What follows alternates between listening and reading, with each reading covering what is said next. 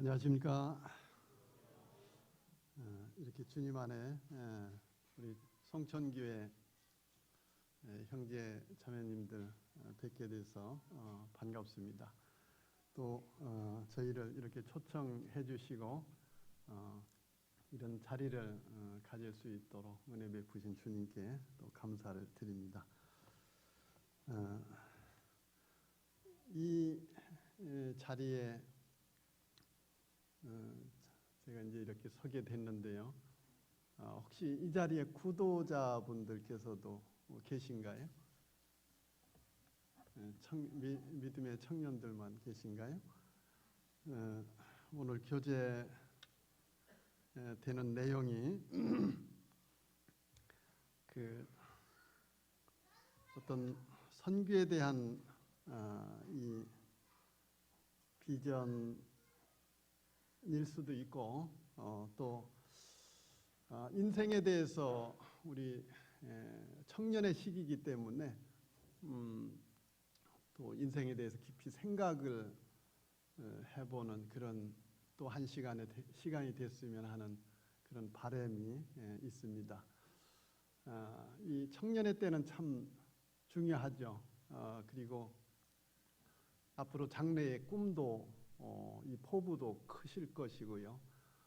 그렇기 때문에 이 장래에 내가 무엇을 해야 될까, 그런 부분에 대해서 주님 안에서 깊이 생각을 해보는 그런 것이 참 중요하다, 그런 생각을 갖게 됩니다. 지난주에 어떤 말씀을 보다가 이 묵상을 하게 된 그런 내용을 오늘 교제 나누기를 원합니다. 잘 아시는 말씀인데요. 시편 말씀 함께 보겠습니다. 시편 90편 말씀입니다.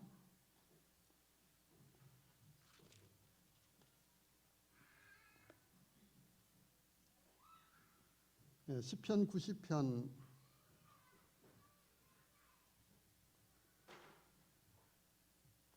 1절에서 12절까지 보기를 원합니다. 시편 90편 1절에서 12절. 형제님들이 1절 읽어주시고 자매님들이 2절 읽으시면서 12절까지 교독하면 좋겠습니다. 시작.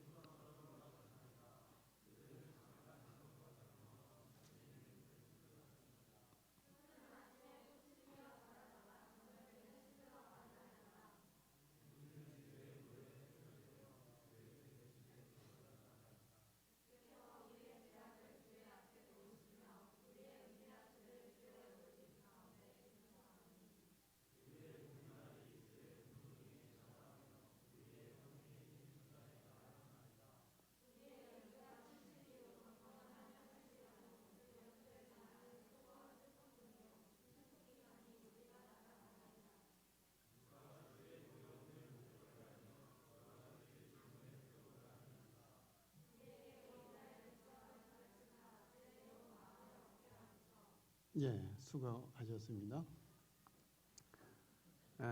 이 시간 주제는 이 단 한 번뿐인 생애라고 하는 주제를 가지고 말씀을 전하길 원합니다. 단 한 번뿐인 생애. 이 인간에게 있어서 돌아보면은 참 젊음이 좋죠.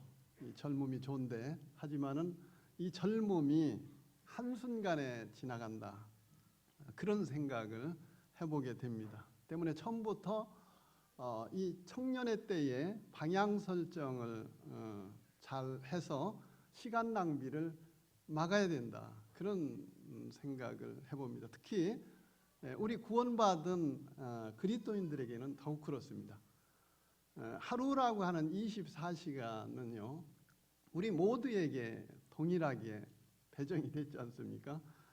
그렇기 때문에 이 시간을 어떻게 활용해야 될 건지는 사실 본인이 결정을 하는 거죠.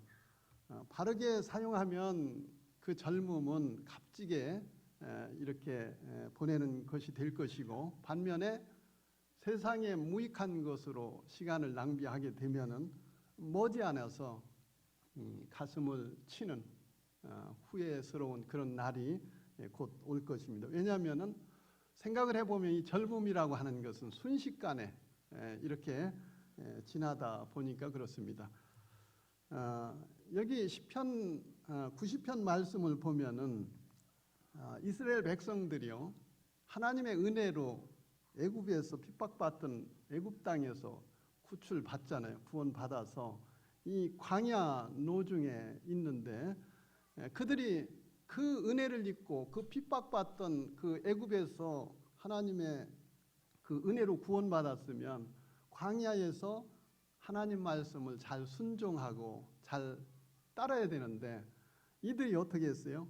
불순종하고 하나님 말씀을 저버리고 그렇게 행동을 했잖아요. 그래서 저들이 모두가 이제 광야에서 진멸당할 것을 선언을 당합니다. 이에 이스라엘 백성인 모세가 또 이스라엘의 중보자요, 하나님과 이스라엘 백성의 중보자인 이 모세가 이 인간의 연약이 얼마나 연약한 존재인지를 이 시편 90편을 통해 가지고 잘 드러내주고 있습니다. 여기 1절을 보면은요, 주여 주는 대대에 우리 거처가 되셨나이다. 산이 생기기 전 땅과 세계도 주께서 조성하시기 전 곧 영원부터 영원까지 주는 하나님이시니이다. 주께서 사람을 티끌로 돌아가게 하시고 말씀하시기를 너희 인생들은 돌아가라 하셨사오니 주의 목전에는 천년이 지나간 어제 같으며 밤의 한 순간 같을 뿐임이이다. 이 개역성경에는 밤의 한 경점으로 나와 있는데요, 이 한 경점이라고 하는 것은 3시간이잖아요. 그러니까 이 영원 세계에 비해서 이 3시간이라고 하는 밤의 한 순간이라고 하는 것은 얼마나 짧아요. 이렇게 인생의 허무에 대해서 이야기하고 있습니다. 이어서 5절을 보면은요, 주께서 저희를 홍수처럼 쓸어 가시나이다.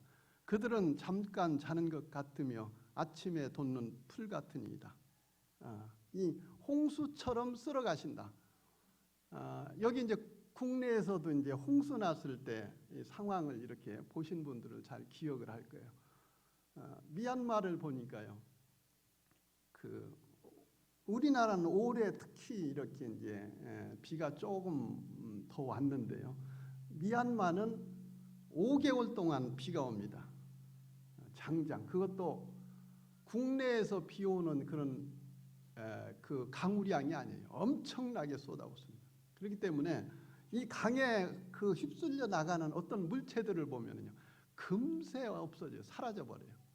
그와 같이 우리 인생이 말이죠, 그 영원하신 하나님 앞에서는 그렇게 홍수 났을 때 한 물체가 사라진 것과 같이 순식간이다라고 하는 것이.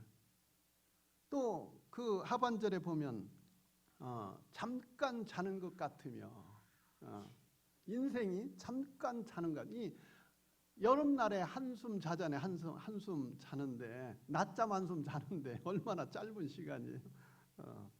이렇게 인생의 허무에 대해서 말씀하고 있습니다.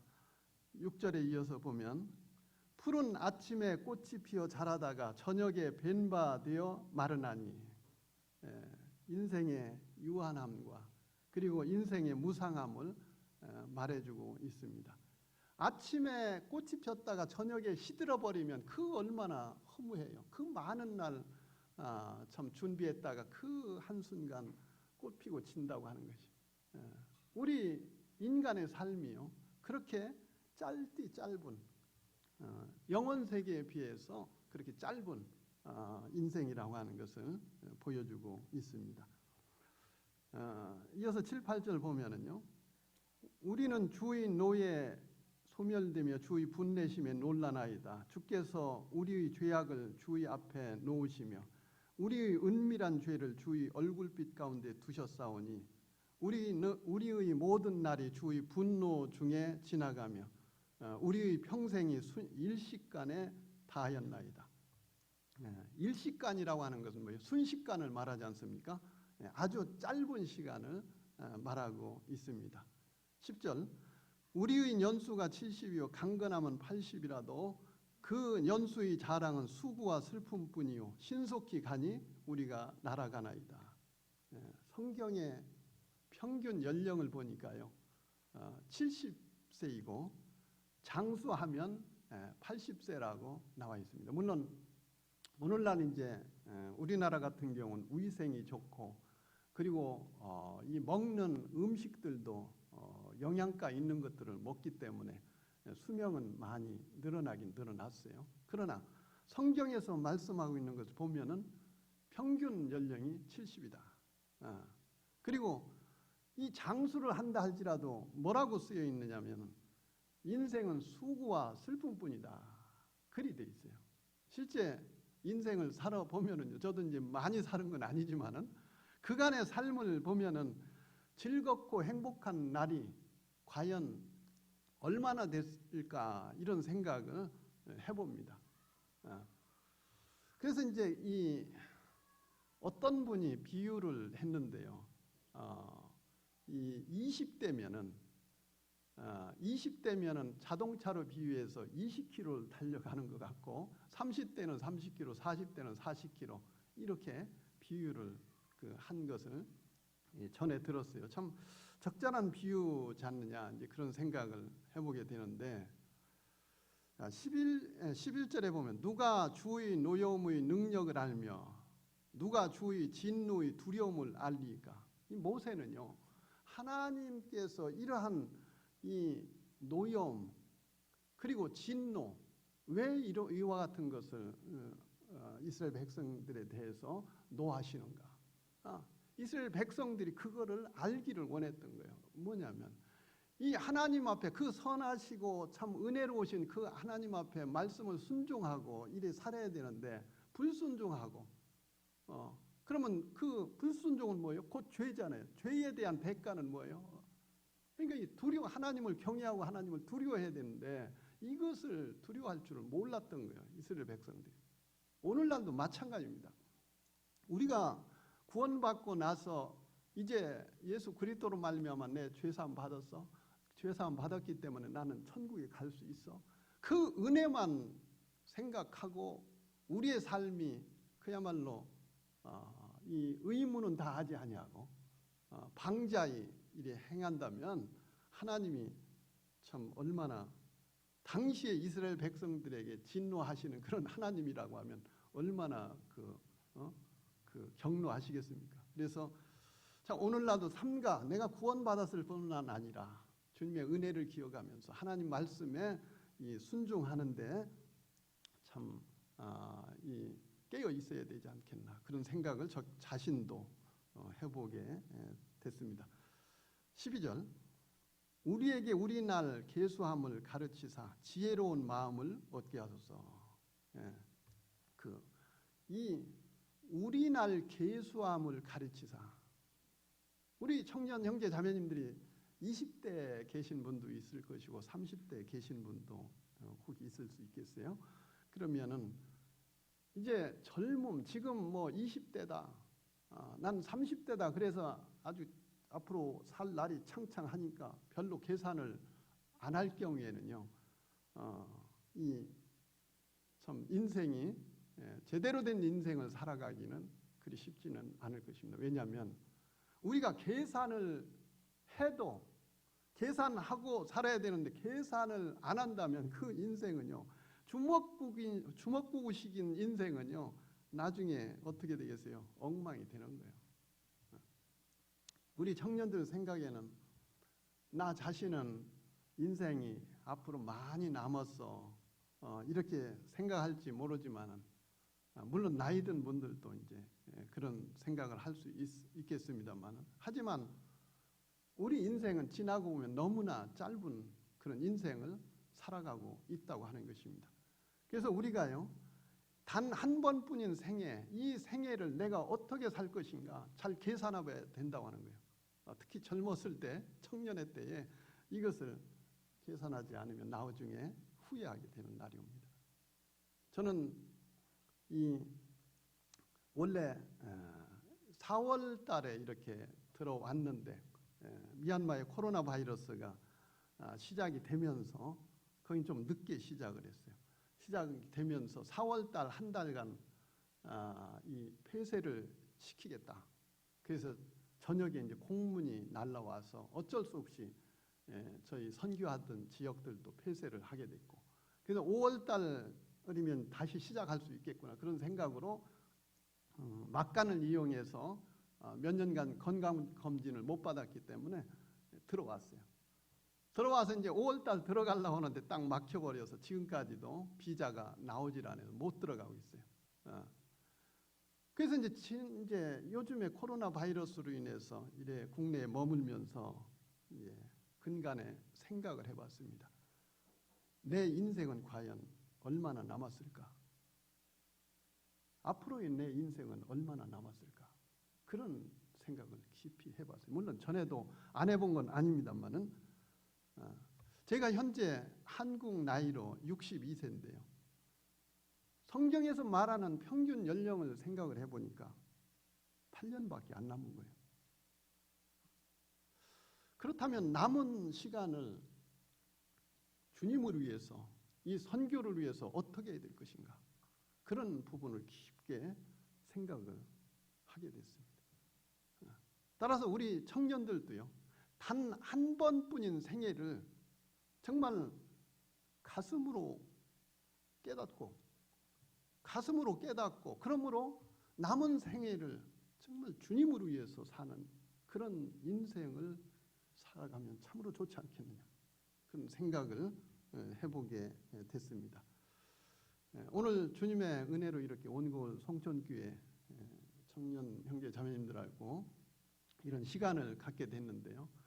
이런 한 시간을 이제 주님께서 우리에게 허락하시고 또 부족하지만 저를 통해서 이러한 부분을 생각할 수 있는 계기로 주셨다고 생각을 하신다면, 그리고 이러한 시간을 통해서 깊게 생각하고 나의 젊은 날을, 그리고 나의 한 생애를 정말 값지게 주님 안에서 삶을 살겠다고 하는 그런 각오의 시간만 된다면요, 하나님이 기뻐하실 일이죠.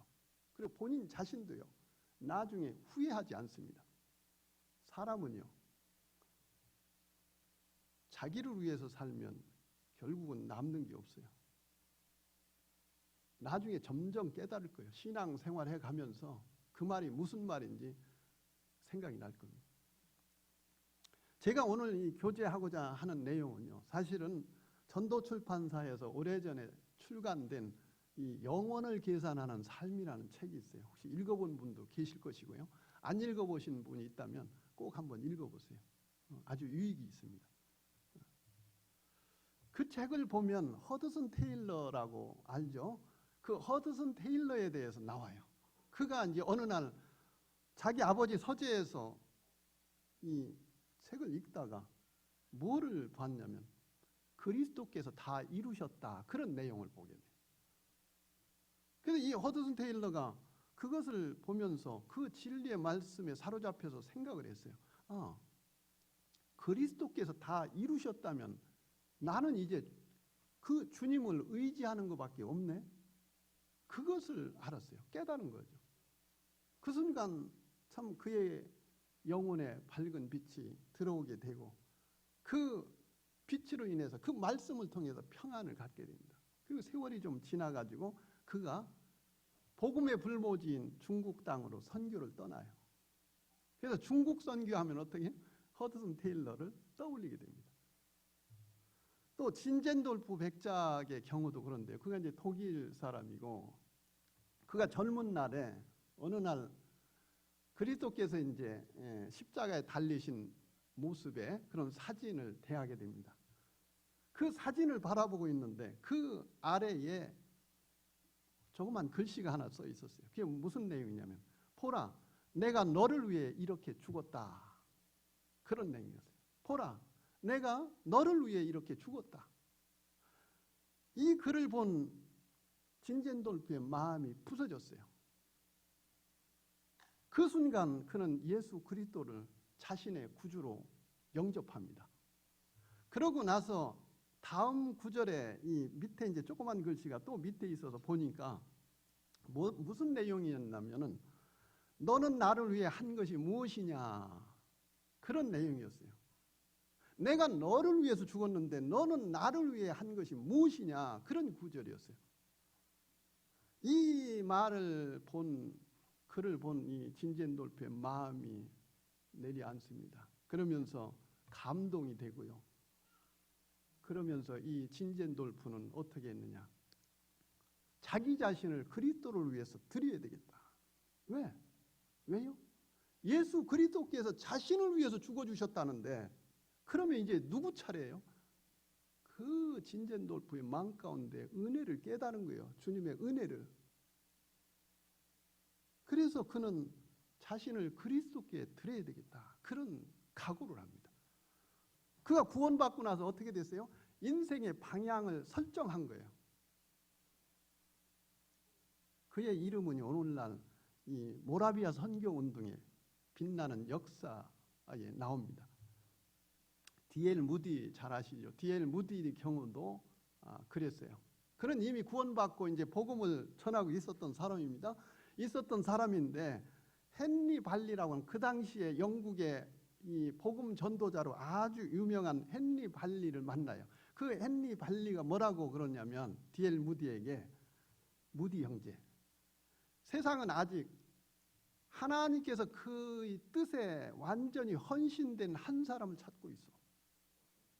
그때만 해도 이제 복음을 전하긴 전했는데 그렇게 이제 마음을 다해서 전하지 안 했는지 그건 잘 모르겠습니다만은 이 헨리 발리의 생각은 정말로 헌신된, 하나님 앞에 헌신된 그런 사람이 하나님으로부터 쓰임을 받을 수 있다. 그런 평소의 생각을 전달해 준 것 같아요. 그래서 이 말을 들은 D.L. 무디가 어디를 가도 그 말이 떠나지 않는 거예요. 머리에서 떠나질 않아요. 그래서 그는 결국 자신을 온전히 하나님 앞에 드려야 되겠다, 그런 작심을 하고 주님을 위해서 산 결과 그는 18세기에 영국의 아주 그 유명한 전도자로 이름을 남겼고 오늘날도 아주 우리에게 본이 되는 그런 부분을 남겼지 않습니까? 이 밖에도 뭐 동일한 간증을 할 수 있는 그런 분들이 참 많이 있죠. 그들의 공통점을 보면은 뭐냐면 이 인생을 무심하게 살아가다가 어느 날 주 예수 그리스도를 만나고 그 진리를 만나고 나서 그 진리 앞에서 자신의 앞으로의 생애를 어떻게 살아야 될 것인가 깊이 고민하게 되고 그 결과 현명한 판단을 하고 앞으로의 방향 설정을 제대로 했다고 하는 것입니다. 그 진리가 그들의 마음을 불태운 거예요. 사실은 그 진리로 인해 가지고 그들은 완전히 변화된 그런 삶을 사는 것을 볼 수 있습니다. 이 일은요 그분들만의 일이 아니고 여기에 계신 우리 온골 송천교회 형제 자매님들 모두에게 일어날 수 있는 일이라고 봅니다. 다만 문제는 마음입니다. 우리의 마음이에요. 그 책에 그렇게 써 있어요. 뭐라고 써 있느냐면 다만 우리가 원하기만 한다면, 차분한 마음으로 듣기만 한다면, 이상의 진리들 앞에 정직하고 담대하게 나설 마음만 있다면, 가장 합리적인 결론에 이를 때까지 끈기 있게 생각할 마음만 있다면, 합리적인 결정과 결정대로 행동하며 열렬하게 매진할 마음만 있다면 모든 것이 다 그것에 달려있다. 뭐예요? 마음에 달려있다. 마음입니다. 서두에 시편을 통해서 말씀을 드렸습니다마는 우리의 인생은 매우 짧다고 하는 것입니다. 솔직히 말하면 우리는 한눈 팔 새가 없어요. 왜냐하면 우리의 인생은 짧고요. 게다가 인생은 여러 번 살 수 있는 게 아니라 단 한 번밖에 못 살지 않습니까? 이례적 인생이에요. 그렇기 때문에 허비할 시간이 없어요. 요한복음 9장 4절을 보면은요, 주님은 이런 말씀을 하십니다. 때가 아직 낮음에 나를 보내신 이의 일을 우리가 하여야 하리라. 밤이 오리니 그때에는 아무도 일할 수 없느니라. 주님은 아셨어요. 자기 자신이 이제 하나님의 공적인 일을 할 수 있는 기간은 3년여밖에 없다고 하는 것을 주님은 아셨습니다. 그렇기 때문에 이 얼마 없는 이 기간을 어떻게 해야 될까? 하나님을 위해서 어떻게 해야 될까? 너무나 잘 아신 것이죠. 그러니까 매 시간, 매 날 최선을 다할 수밖에 없으셨죠. 그래서 주님은 그 기간 동안 참 하나님께서 맡기신 모든 일들을 감당해 나가십니다. 동일하게 우리에게도요, 시간이 한정이 돼 있어요. 또 시간은요, 정말 매정하게 지나가고 있습니다. 이 시간도, 지금 우리 이 시간도 시간은 쉼 없이 흘러요. 물론 우리는 이 시간 유익한 그런 시간을 활용하고 있죠. 때가 아직 낮음에 밤이 오리니. 우리에게 인생은 몇 번이라고요? 단 한 번. 단 한 번. 기회가 한 번밖에 없다고 하는 것입니다. 이 사실을 모르는 분들은 없을 거예요. 단 한 번뿐이라는 생애, 이것이 우리 가슴에 새겨져야 됩니다. 제가 아까 식사 전에 이제 우리 그 아래층 사무실에서 우리 유형제님하고 잠깐 교제 나누는 중에 어떤 교제를 했냐면은 제가 이제 어떻게 해서 주님 안에 돌아오게 됐는지를 잠깐 간증을 했습니다. 물론 길게 할 수는 없었던 상황이지만은 저에게 주님께 돌아오게 할 수 있었던 그 계기는 뭐냐면 바로 죽음이었습니다. 그때 당시에 우리 청년들 나이하고 비슷할 수 있었어요. 이 죽음이라고, 내가 죽을 수 있다, 나는 죽는 존재다, 나는 유한한 자다, 이것을 깨닫지 않으면요, 앞으로 어떻게 살아야 될지도 계산이 잘 안 나옵니다. 왜? 내 인생은 앞으로 뭐 몇십 년 남았어. 일이 되면은요, 내일 계획해도 되고, 뭐 한 달 뒤에 계획해도 되고, 안 되면 그냥 뭐 내년에 다시 한번 깊게 생각해보지 뭐, 이렇게 유야무야 할 수 있어요. 그런데 하나님 뭐라 합니까? 내일 일은 너희가 알지 못한다. 너희 인생이 무엇이뇨? 너희는 잠깐 있다가 없어지는 안개니라 그러잖아요. 사실이에요. 내일은 없어요. 우리에게 내일은 보장이 없습니다. 이와 같은 것을 생각을 하게 되면요, 우리 청년들 맘 가운데 난 단 한 번뿐의 생애를 살 수밖에 없는 유한한 존재야. 그러면 어떻게 해야 되지? 이것이 나와야 돼요. 잠언 3장 3절을 보면은요, 진리가 내게서 떠나지 말게 하고 그것을 목에 매며 내 마음판에 새기라. 마음판에 새기라. 또 신명기 6장 6절에 보면은 오늘 내가 내게 명하는 이 말씀을 너는 마음에 새기고, 이 마음에 새기는 것이 중요합니다.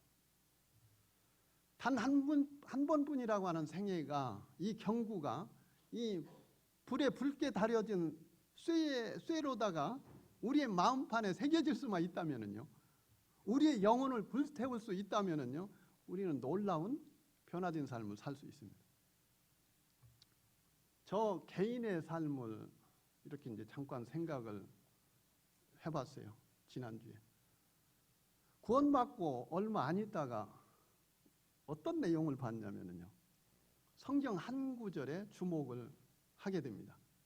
그 내용이 이제 마가복음 8장 36절에서 37절 말씀인데요. 거기 내용을 보면 사람이 만일 온 천하를 얻고도 자기 목숨을 잃으면 무엇이 유익하리요? 사람이 무엇을 주고 자기 목숨과 바꾸겠느냐? 그런 내용이죠. 온 천하보다 귀한 것이 생명이구나 하는 것을 당시에 깨달았어요. 그렇구나. 온 천하보다 한 생명이 귀하다고 하면 그러면 내가 구원받은 자요. 이제 그 예수 그리스도를 모르는 그 어떤 한 사람을 주님께 인도해서 그 영혼이 구원받게만 된다면 주 안에서 나는 엄청난 일을 하는구나. 하게 되는 거구나. 이것을 깨달았어요. 내가 세상에 이런 계획이 있고 저런 계획이 있고 앞으로 어떤 것을 하고자 하는 그런 계획이 있는데 이건 나에게 있어서는 엄청나게 큰 일이고 꼭 해야 될 그런 계획이었고 했는데 그거보다 한 영혼만 주님께로 인도해서 이 영혼이 구원받아서 하나님께 영광을 돌리게 된다면 이거는 그 온 천하를 하나님께 드린 것보다도 더 놀라운 일을 하는 거구나. 그것을 깨달았어요. 그리고 또 하나는 야 그러면 나 자신도 생명이요. 한 번뿐인 생애밖에 살 수 없는 거구나. 그것을 이렇게 이제 생각을 하면서 그러면 내 인생을 앞으로 어떻게 살아야 되는가? 내가 세상에 이런 계획이 있고 저런 계획이 있고 내가 하고자 하는 그런 계획이 있는데 근데 이것을 쫓으랴 아니면은 이 성경에서 말하고 있는 이 영혼을 주님께로 인도하는데 인생을 드릴 거냐? 그런 고민에 빠지게 돼요. 결국은 뭐냐면 복음을 위해서 한 영혼을 주님께로 인도하는 일을 해야 되겠구나. 그것을 결론 짓습니다. 잠언 16장 9절에 말씀을 보면은요. 사람이 마음으로 자기의 길을 계획할지라도 그의 걸음을 인도하시는 이는 여호와시니라. 그런 말씀이 있잖아요. 사람의 앞일을 좌우하는 미래를 좌우하는 분이 하나님이십니다. 맞습니다. 그건 틀림없는 말씀이에요. 그럼에도 불구하고요. 일단 자신의 미래를 결정하는 거는요. 나 자신이라는 것을 잊어서는 안 된다고 봅니다. 예를 들어 볼까요? 구미대학교 이 재학생이 요 며칠 전에 제가 신문을 본 거예요. 신문을 봤는데 그가 25살 먹었더라고요. 손병무 씨라고 이렇게 나왔는데 이제 국가 기술 자격증을 갖다가 몇 개나 땄나 보니까 20개를 땄어요. 혹시 신문 본 분은 아실 거예요. 20개를 땄는데 이 특수건설기계과 2년 재학 중이래요. 이 학생의 꿈은 뭐냐? 기계 관련 안전 전문가가 되는 게 꿈이래요. 그래서 앞으로 20개를 지금 땄는데도 불구하고 앞으로 5개를 더 따겠다고 계획을 세웠더라고요. 뭐 따겠죠. 뭐 20개도 땄는데. 이거 누가 계획한 거예요? 바로 본인 자신이. 본인 자신이 계획하고 자신의 미래를 계획해서 설정하고 매진한 거예요. 매진한 결과 이런 결과물이 나온 거죠. 우리 청년들의 미래는요. 사실 자신이 키를 가지고 있어요. 자신이 열쇠를 가지고 있습니다. 무엇을 할 것인가? 나는 무엇을 할 것인가? 이 결정은요. 사실은 자기가 1단계 먼저 합니다. 솔로몬을 보면은요. 이 열왕기상 3장 5절에 보면 어느 날 밤 하나님이 이제 솔로몬을 찾지 않습니까? 그때 보면은 기브온에서 밤에 여호와께서 솔로몬의 꿈에 나타나시니라. 하나님이 이르시되 내가 네게 무엇을 줄고 너는 구하라. 그런 내용이 있죠. 솔로몬은 백성들을 다스리고 재판하는 데 있어서 뭐가 필요한가 알았어요. 공정한 재판이 필요하구나. 그러려면 어떻게 되는가? 지혜가 필요하구나. 이것을 인식하게 됩니다. 그리고 나서 이것을 알고 지혜를 달라고 하나님 앞에 요청을 드려요.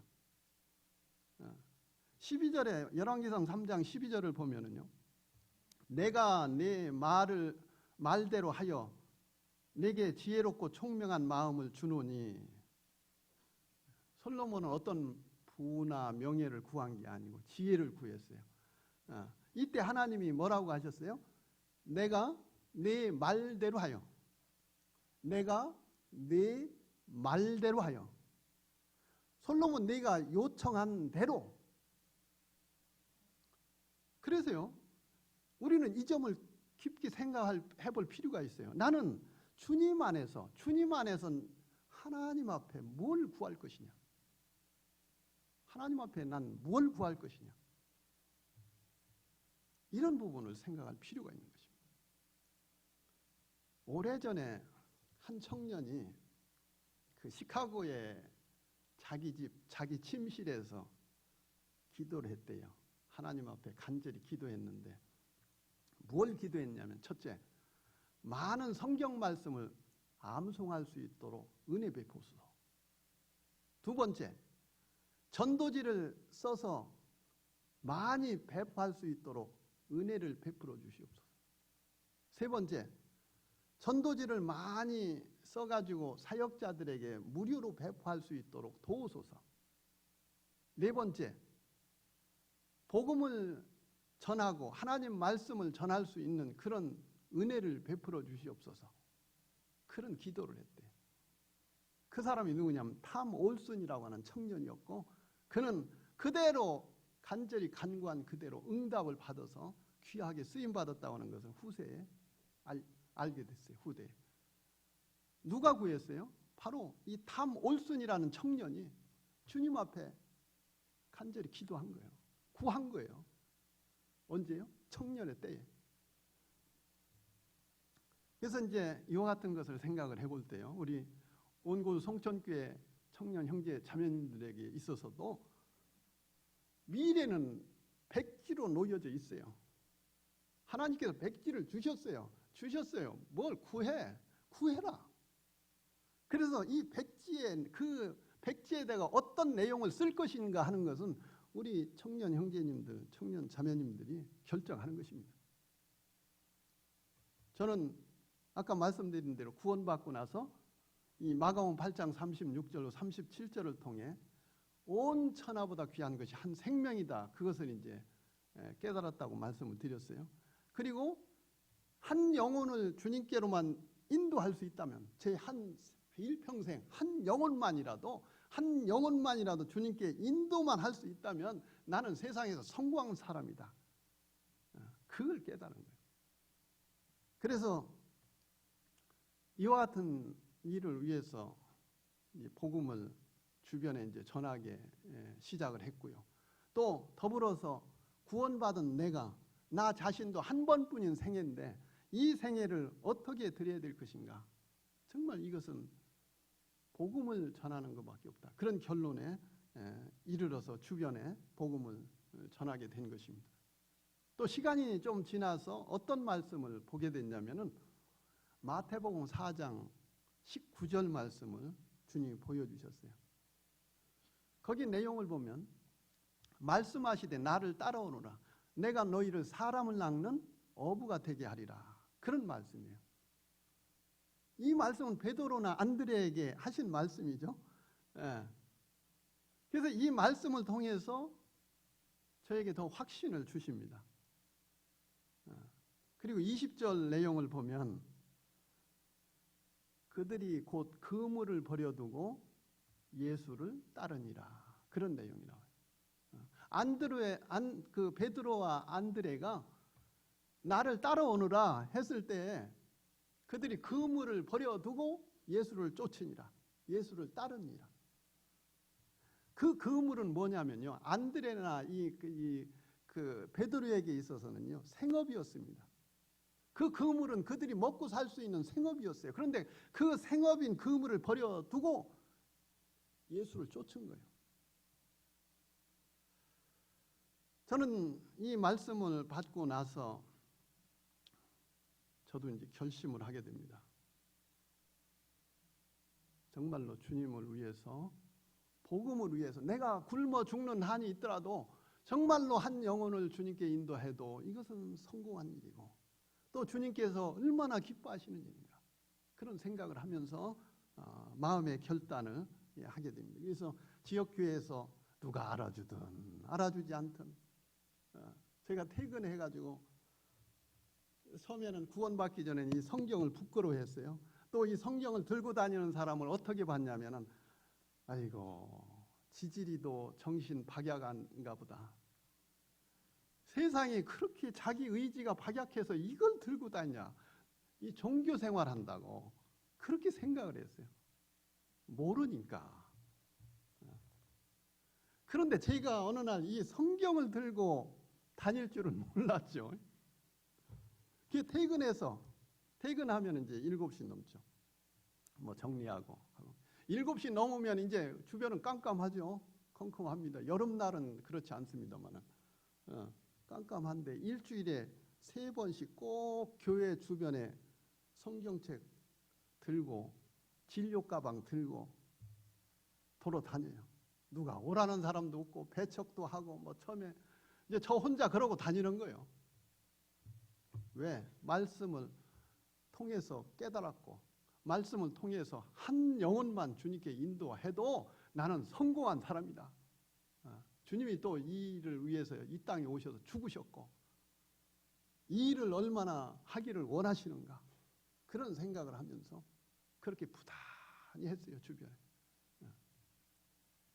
그렇게 하던 시절이 이제 되어지면서 교회에 먼저 사역하시던 형제님께서 소천하시고 교회 일이 저에게 짐으로 옮겨지게 됐습니다.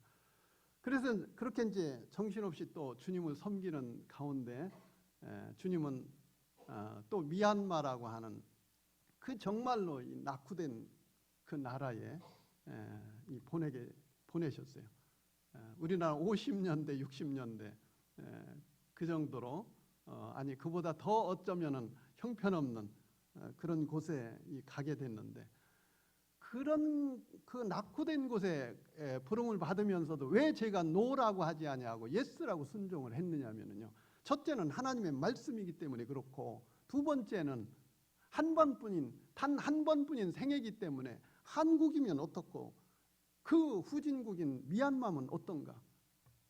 한 번뿐인 생애를 사는데 주님만을 위해서 살 수만 있다면 순종해야 되지 않나. 그런 생각 때문에 순종하게 된 것입니다. 청년의 때의 결정은요 매우 중요합니다. 제가 이제 믿기 전에 일입니다만 그것도 생각이 나서 이제 말씀을 드리는 거예요. 제 고향은 충남 홍성입니다. 저희 아내의 고향은 전북 군산이에요. 여기서 가깝죠 아주. 전북 군산인데 제가 59년생인데 그 당시에 마을에 10여 명이 태어나요. 남자 4명, 남자아이 4명, 여자아이 한 6명 정도 이렇게 10여 명이 태어나는데 한 초등학교 3학년 되니까 남자아이 2명은 다른 데로 이사를 가버려요.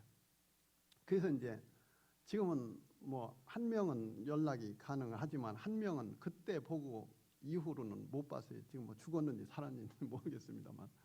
그러고 나서 둘이 남았는데요. 둘이 중마고우로 이제 친밀하게 지냅니다. 그리고 어느 정도 철이 들었어요. 서로 포부를 얘기합니다. 그 친구가 뭐라고 하냐면 돈이 최고야. 워낙 가난한 때 태어났고 또 이제 어렵게 생활을 했기 때문에 돈이 최고야. 나는 돈을 벌 거야. 그 친구는 그 자기 포부를 말하고 저는 그 친구에게 뭐라고 얘기했냐면 돈보다 명예가 더 중요하다. 난 명예를 쫓겠다. 그런 이야기를 합니다. 그렇게 해서 그 친구는 망치를 들고 목공소로 가서 기술 배운다고 가버렸고 저는 이제 외가가 이제 한의 집안이기 때문에 한의 길을 걷습니다. 좀에 이제 명예는 얻었어요. 근데 그 친구는 그 친구 말대로 이 돈을 벌었어요. 지금 수백억 재산을 이뤘으니까 큰 저택에 좋은 자동차에 부를 이뤘어요. 그래서 이제 이런 것을 보면은요. 청년의 때의 결정하고 그 일을 위해서 매진해 나갈 수 있다면요, 그 결과를 낳아요. 아까 이 구미의 그 청년 20개 기술 자격증을 얻었다고 하는 것은 그 자신이 결정하고 그 매진했기 때문에 그 결과를 낳는 거예요. 누가 결정해요? 본인이 결정하는 거예요. 더군다나 우리는 그리스도인이에요. 하나님 앞에서, 하나님 안에서 하나님의 일을 구하는데 하나님이 안 주시겠습니까? 주셔요. 문제는 납니다. 그래서 이제 그 친구는 재산을 이뤘고, 저도 물론 돈을 한때는 많이 벌었어요. 그런데 주님이 그거를 보유하게 안 하셨어요. 다 날려버리게 하셨죠. 어쨌거나 세상적으로는 나름대로 제 분야에서는 조금의 이제 명예를 얻다가, 그러다 이제 주님 구원받고, 제가 36에 구원받았습니다. 그 이전에는 불교도고 세상 사람이었고, 36에 구원받고 지금 이제 62세니까 이 지난 날을 주 안에서 돌아보면은요, 정말로 주님 안에서 영예를 얻었어요. 주님이 맡기신 복음을 주변에 전하고 할 수 있다는 것은요, 정말로 큰 영광입니다. 물론 교회에서 말씀 사역하고 뭐 선교지에서 복음 전하고, 그래서 그런 분들만 영예로운 게 아닙니다. 주님을 위한 학업, 주님을 위한 직업, 주님을 위한 사업, 주님을 위한 가사, 이런 활동이 모두 주 안에서 영예로운 거예요. 중요한 것은 직업을 가지고 일해도 내 중심이 되어서는 안 된다고 하는 것입니다. 켈리가 그 대표적인 예지 않습니까? 그에게 누군가 묻습니다. 당신 직업이 뭐요? 내 직업은 복음을 전하는 일이고 내 부업은 구두 짓는 것입니다. 그러니까 직업이 부업으로 생각한 거예요. 그분은.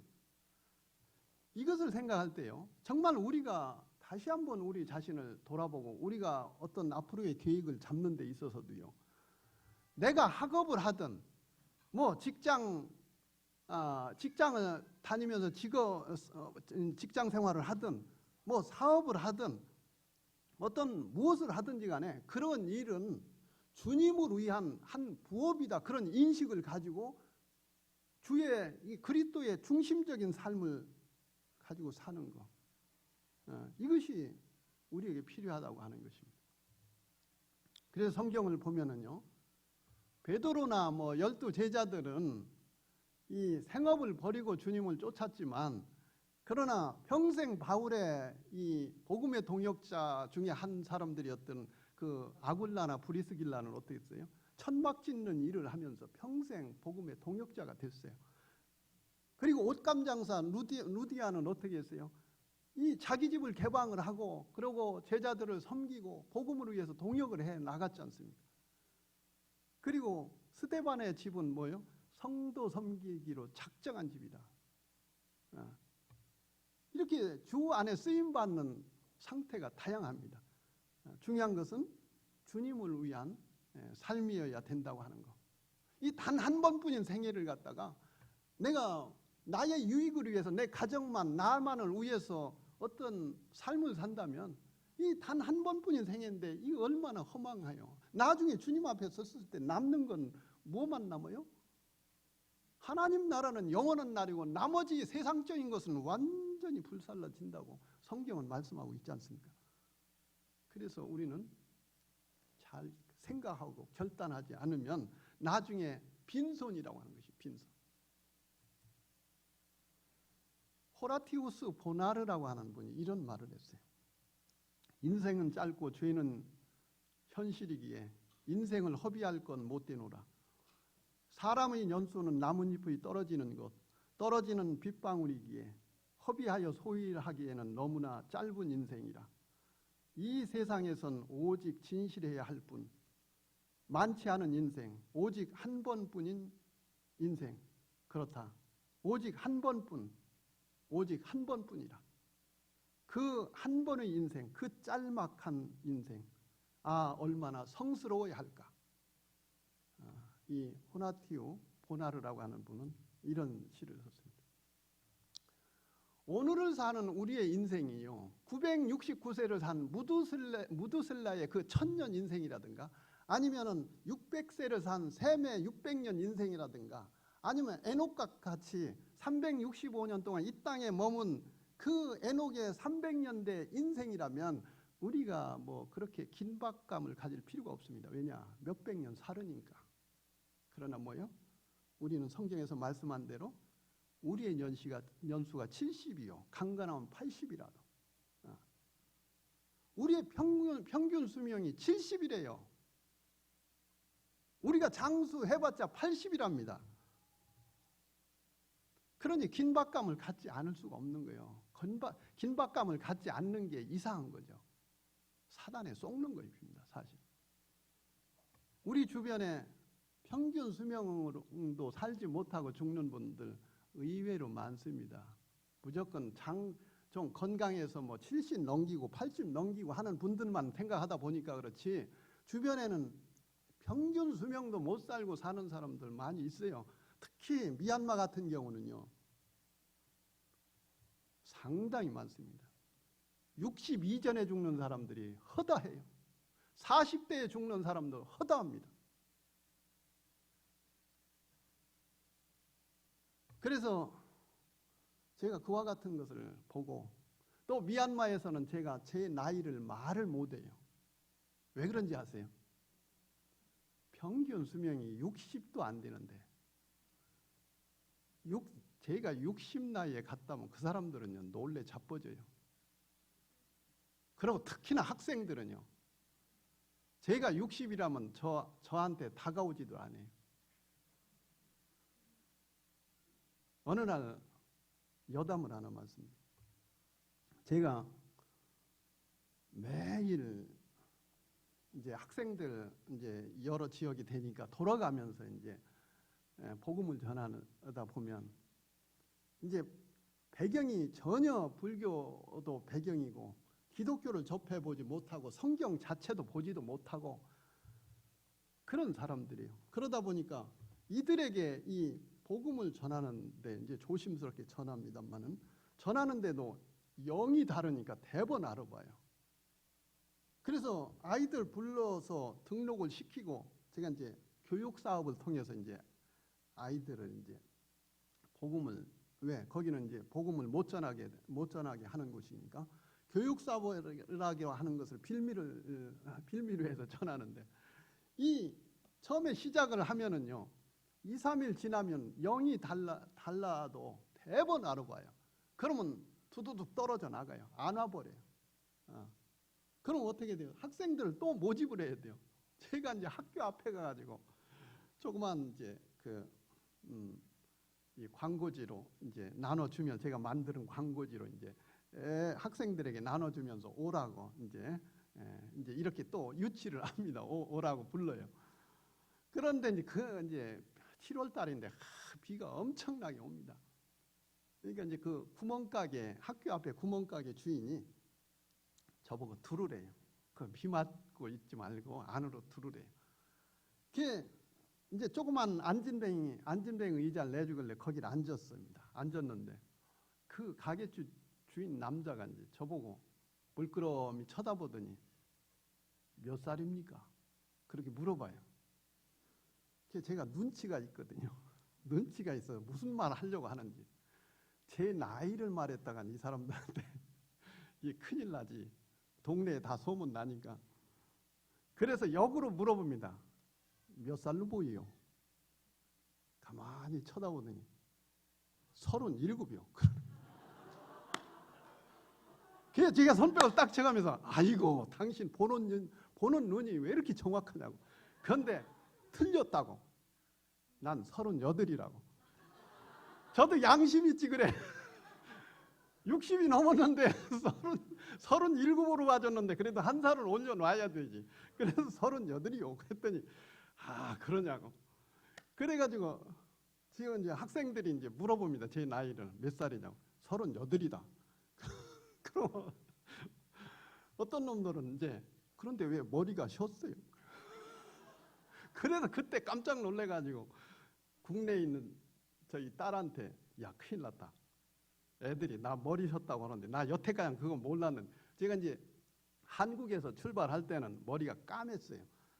원래 우리 부친께서 70 되셔야 머리가 조금씩 셨어요.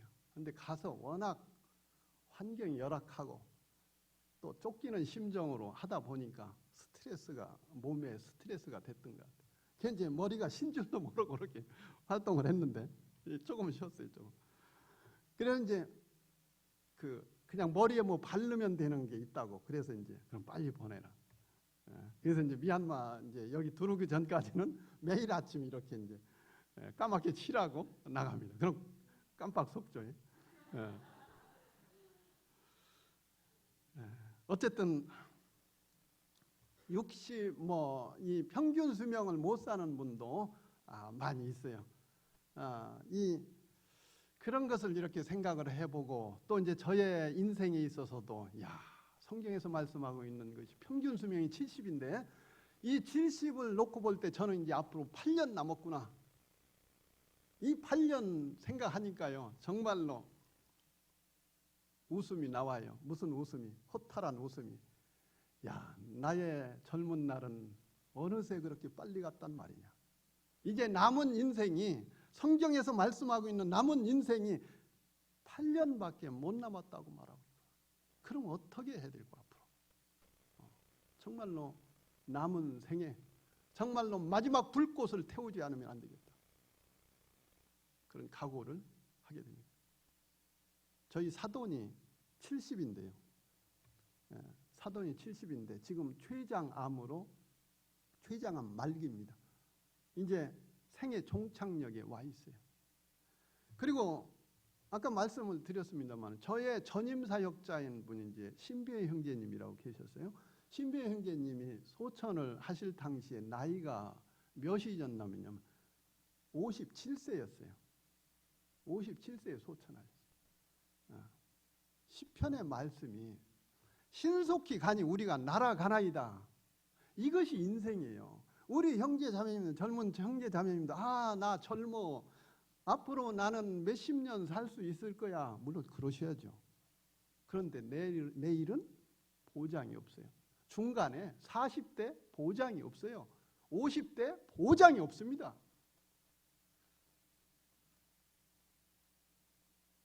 사실 70년 산다고 해도요, 식사 시간 빼고, 학교 가 있는 시간 빼고, 잠자는 시간 빼고, 직장에 가 있는 시간 빼고, 그리고 길거리에 기다리고 그죠? 허비하는 시간 빼고, 그리고 덜어 아프면 집에 있든지 병원에 있든지 그 병상에 있는 시간 이것저것 빼면은요, 사실 몇 년 안 됩니다.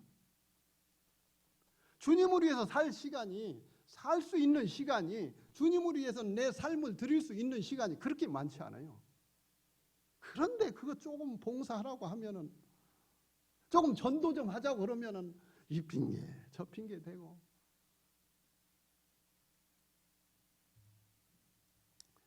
그래서 인생에 대해서 모세는 어떤 걸로 비유했어요? 잠에 비유했지 않습니까? 잠. 그리고 다윗은 인생을 갖다가 그림자로 비유하고요. 또 욥은 인생을 갖다가 배틀의 북이라고 표현했습니다. 배틀의 북 아시죠? 배틀에서 이쪽에다 탁 북을 집어넣으면 순식간에 딱 와요. 또 이쪽에서 탁 집어넣으면 이쪽에서 순식간에. 인생이 그렇게 짧다는 겁니다. 그리고 야고보는 인생을 갖다 안개라고 비유했고, 그리고 베드로는 인생을 갖다가 시들어가는 풀이다, 그렇게 비유를 합니다. 인생이 시작했는가 하니 눈 꿈쩍한 사이에 지나갔다, 이렇게 말하는 분들이 어디 한둘입니까? 그게 사실이에요. 때문에 우리 청년 형제 자매님들은 어영부영해서는 안 됩니다. 어영부영하다는요, 머지않아 가슴 치는 일이 일어나요. 어영부영한다는 의미가 뭐예요? 그 세월을 그냥 흘려버린다는 것입니다. 근데 사실 한문을 알면은 좀 달라요. 한문을 알면은 어영비영이에요. 어영비영이란 말이 조선시대에 나온 말입니다. 조선시대에 그 어영청이 있는데, 군을 관장하는 어영청이 있는데, 어영청에 삼군문이라고 있었대요. 삼군문 부대는 이 군인은 군기가 아주 셌대요.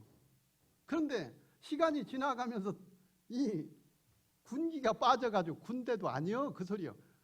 어영 비영 군대도 아니다.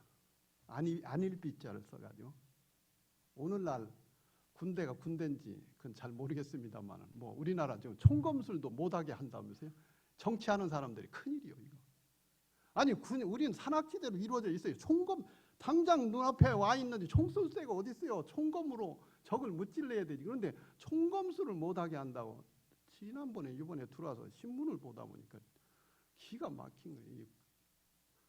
그래서 이제 그런 것을 생각을 해보면 우리 구원받은 그리스도인들이 정말 주님 안에서 참다운 그리스도인이라야 되고 참다운 군인이 돼야 되는데 정말 우리 그리스도인을 갖다가 누가 보니까 어떤 사람들입니까? 저 사람들은 그리스도인도 아니요. 그런 말 들어서는 안 되지 않습니까? 정신 차려야 되겠다. 그런 생각을 해보게 됐습니다. 참 세상을 볼 때는요. 많은 사람들이 이 땅에서 천년은 살 것 같이 살아가는 사람들이 많아요. 어디 세상 사람들 뿐이겠습니까? 우리 믿는다고 하는 그리스도인도요. 천년은 살 것 같이 그렇게 하는 분들이 의외로 있어요. 하지만은요. 장례식장이나 또 영구차나 공원 묘지는 이런 사람들을 비웃습니다. 왜요? 당신 말이야. 머지않아 이 장례식장에 오게 돼 있어. 얼마 후에 내 영구차 타게 돼 있어. 얼마 후에 내 공원 묘지에 묻히게 돼 있어. 이런 사람들은 비웃는 거예요. 이것을 정말로 이 생애가 짧다고 하는 것을 알고 정말로 하나님 앞에 하나님이 주신 이 시간의 중요성을 안다면 시간 낭비할 새가 없는 것입니다. 이것을 아는 분들은 매 순간이 새롭고 매일이 중요하고 그리고 이 매 시간이 소중한 것이죠. 그리고 머지않아서 우리 인생은 뭐예요? 그리스도 앞에 가가지고 그리스도 심판대 앞에서 결산해야 될 날이 오지 않습니까?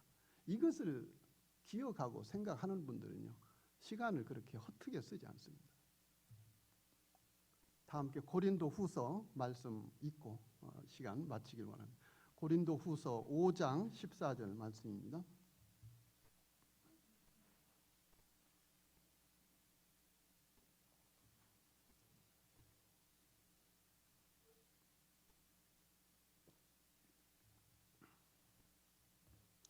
네, 고린도 후서 5장 14, 15절입니다. 함께 읽어보겠습니다. 시작.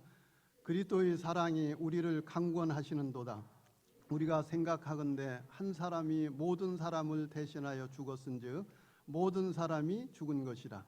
그가 모든 사람을 대신하여 죽으심은 살아있는 자들로 하여금 다시는 그들 자신을 위하여 살지 않고 오직 그들을 대신하여 죽었다가 다시 살아나신 이를 위하여 살게 함이라.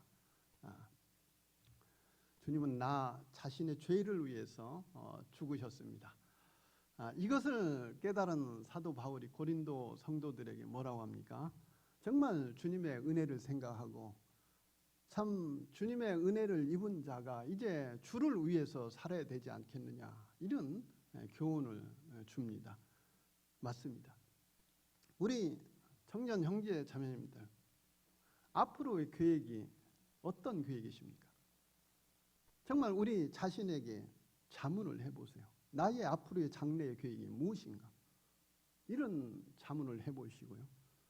아직 주 안에 뚜렷한 계획을 갖고 계시지 않다면 주님 앞에 구하세요. 주님 앞에 구하시면 네가 원하는 것이 무엇이냐? 하나님이 물으실 것입니다. 네가 원하는 것이 무엇이냐?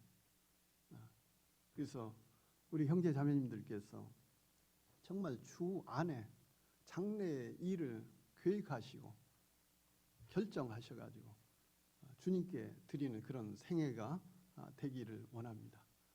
우리 그리스도인들은요 정말 주님 중심적인 학업, 주님 중심적인 직장, 주님 중심적인 사업, 주님 중심적인 가사 활동, 이런 것이 중요하다고 생각해요. 한 생애를 살고 두 번 살 수 없는 우리에게 있어서 정말로 정확한 주 안에서의 계획이 필요합니다. 우리는 두 번 산다면 한 번 실수해도 그냥 괜찮아요. 그러나 우리는 두 번 살 수 없어요. 오늘 산 것을 내일 또다시 살 수 없어요. 오늘은 없어진 거예요.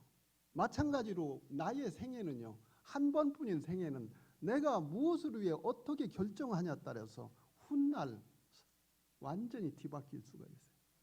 그래서 주께서 사랑하시는 우리 온고 송전교회 형제 자매님들께서, 이 청년 형제 자매님께서 단 한 번뿐인 생애를 내가 어떻게 주 안에 계획하고 삶을 드릴 것인가 결정하시면 하나님께서 기뻐하시는 그런 삶을 살게 되실 것입니다. 기도하겠습니다. 은혜로우신 아버지 하나님, 참 감사를 드립니다. 저희를 구원해 주시고 하늘의 한 소망 가운데 살아갈 수 있게 도우신 것 감사합니다.